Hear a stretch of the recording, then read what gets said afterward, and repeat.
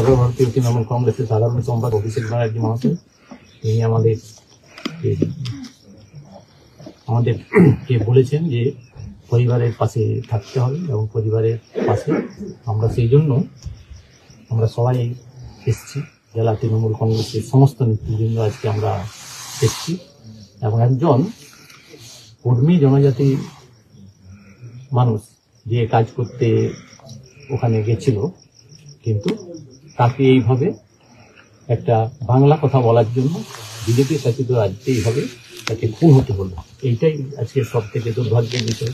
এই ঘটনা আপনারা তো দেখছেন যে বাংলা আজকে বিভিন্ন রাজ্যে, বিশেষ করে বিজেপি শাসিত রাজ্যগুলোতে সেখানে কিন্তু এই ধরনের ঘটনা ঘটছে এবং আজকে বাংলা ভাষাতে কথা বলার জন্য তারা কিন্তু এইভাবে একটা আতঙ্কের পরিবেশ ওখানে তৈরি করার চেষ্টা সবসময় করে যাচ্ছে। সেই জন্য আজকে আমরা মানুষের পাশে থেকে মানুষকে সহযোগিতা করার চেষ্টা করি। আমাদের মাননীয় নেত্রী মমতা ব্যানার্জি, মাননীয় মুখ্যমন্ত্রী, তিনি সর্বতভাবে চেষ্টা করেন বাংলার সম্প্রীতি বজায় রাখার এবং বাংলার যে সংস্কৃতি, অর্থাৎ সমস্ত জাতি ধর্ম নির্বিশেষে এবং সমস্ত ভাষাভাষী মানুষ বাংলাতে কাজ করেন, কিন্তু বাংলাতে এই জাতীয় ঘটনা কখনোই কিন্তু ঘটেনি।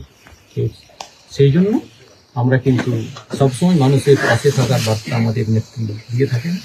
আমরা মানুষের পাশে সবসময় থাকার চেষ্টা করি।